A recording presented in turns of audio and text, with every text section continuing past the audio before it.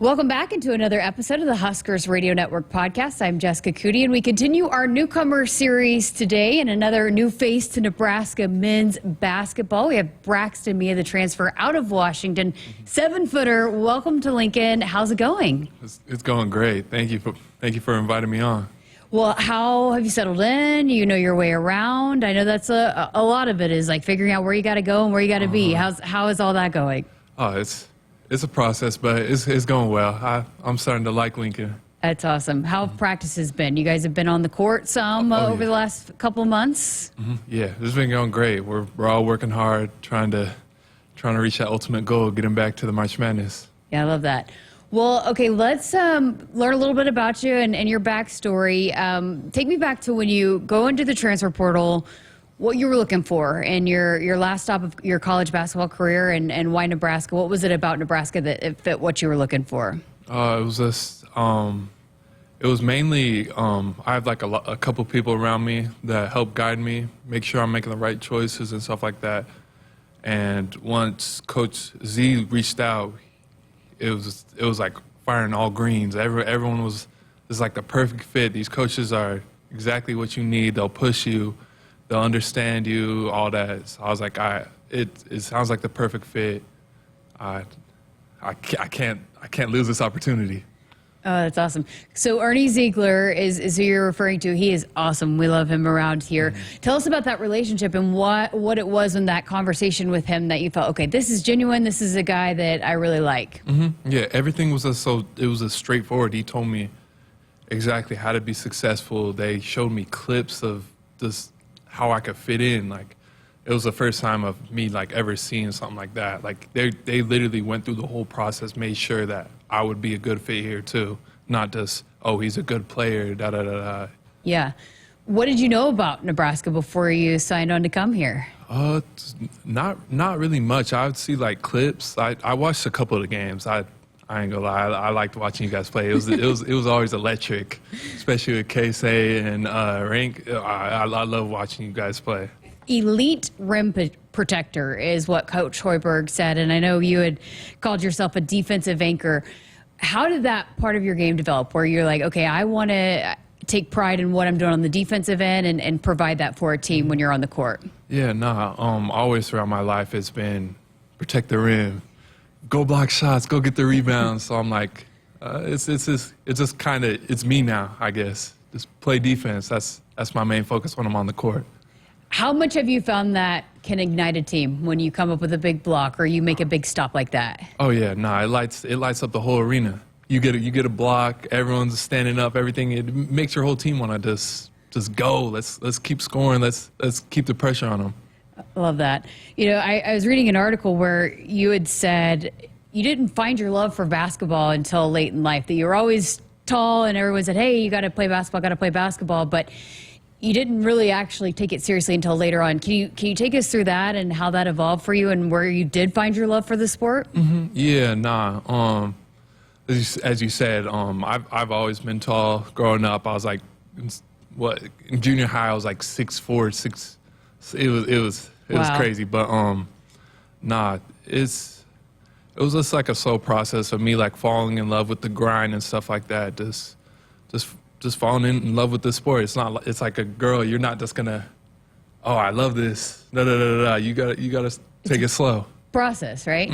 So what did you find that you loved about it then when you did start to discover, okay, this is something that I want to invest in? I think it's just my competitive edge. I've always been super competitive when it comes down to like video games, playing other sports, or just anything, even like flipping a coin, who's gonna get heads or tails. I just always had that little competitive edge, so I just like winning. Did that start somewhere for you, the competitive part of it, or was it just always in you? I would say it started with like playing games with my little brothers and stuff like that. Me and my brothers are like really close, and we would always play games and stuff like that, and it's always been like, who's better at this, who's better at that, and just that competitive edge, I guess. I don't know really how to explain it. I just love winning.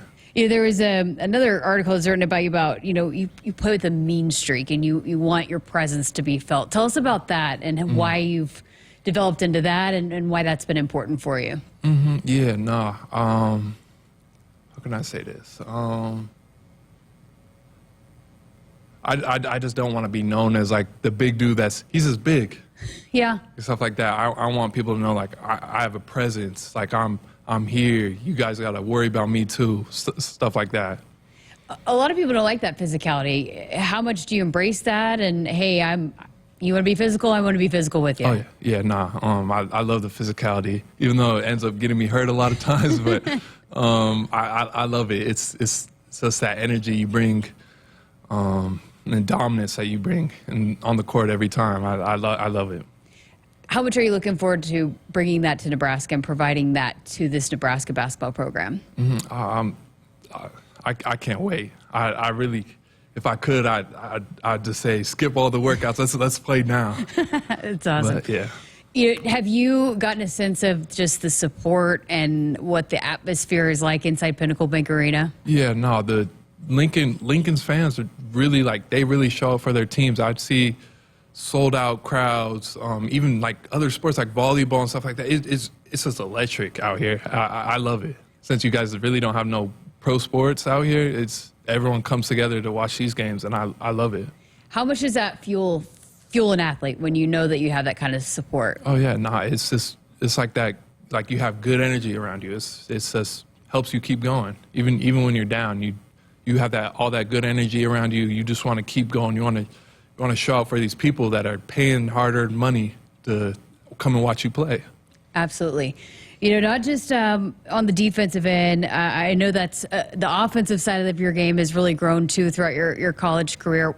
At one point, you were leading the nation in dunks, I think. But, it's not just, I know you're tall and people think, oh, you just, jump up and put it in. But you're talking about lobs and having that chemistry and being able to basically work yourself open and all of that. So take us through that and how you became dominant even on the offensive end and being able to provide that for a team. Yeah, nah. So I got adopted into a household when my junior year of high school because my family ended up moving to Japan and I wanted to continue playing basketball. And the lady that adopted me, she would always say, it was a quote or something. I just remember she would always say, dunk, dunk, dunk, dunk, dunk.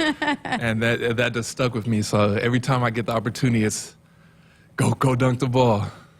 What does that feel like when you throw down a alley-oop lob or you throw down a big putback, when you hear the crowd and they react to that? Oh, yeah, it's just blissful. It's this energy. It's just, I don't know how to describe it, but like I could be dead tired and I get a dunk, I'm just sprinting back. I'm going even harder. I gotta imagine it's like addicting, that feeling. Oh yeah. Oh yeah, definitely. You had mentioned your family moved to Japan. How was that, navigating that when you were in high school and them being away and you still wanting to chase your dreams of playing college basketball? Yeah, no, it was hard at first. I want to say I'm good at like interacting with other people and stuff like that, but like being forced and pushed into a new family and stuff like that, meeting new people, it really helped me out. Like all my social skills and stuff like that, it really helped me out. So is your family still in Japan then? No, they actually just moved back this year. My dad's in Atlanta right now, and my mom's in Utah. So it's nice having them closer so they could come see some games. So what do they think about being a Husker now? Oh, they love it.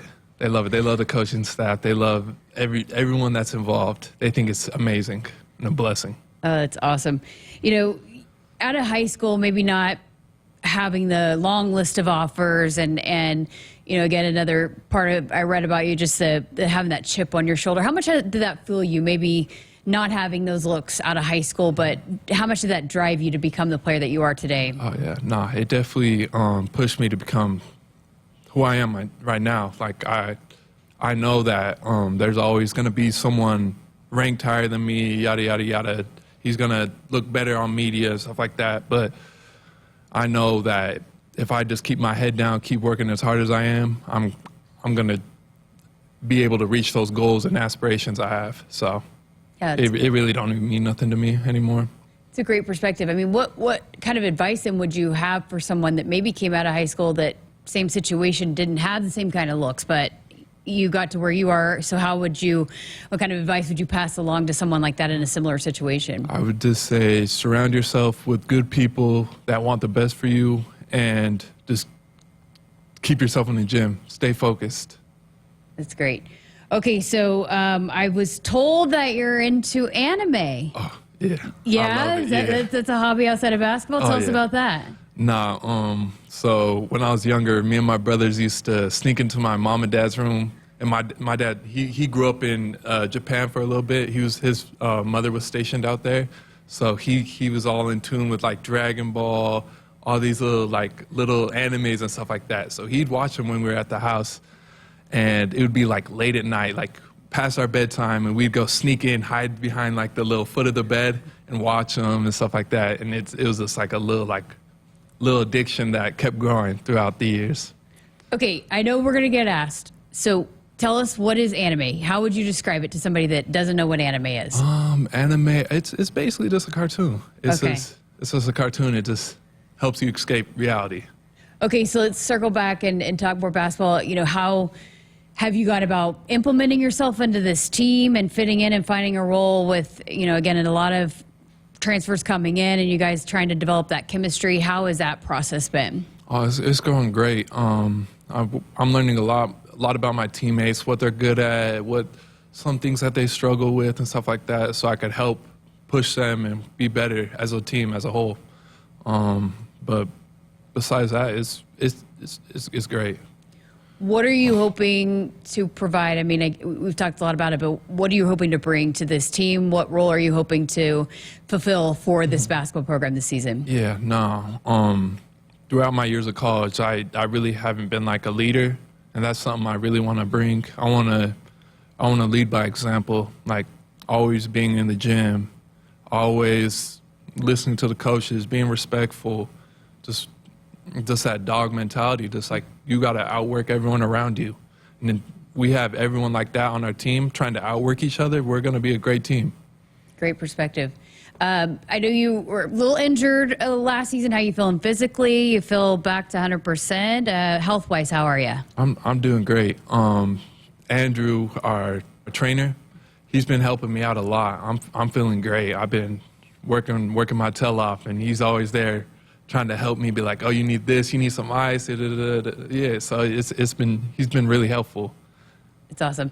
Okay, so for your game and this season and going into with Nebraska and working with this coaching staff, what are some of the areas you really want to improve on and get better at and just be able to grow your game? Mm-hmm. Yeah, no, I just, some of the areas I would say being a defensive leader,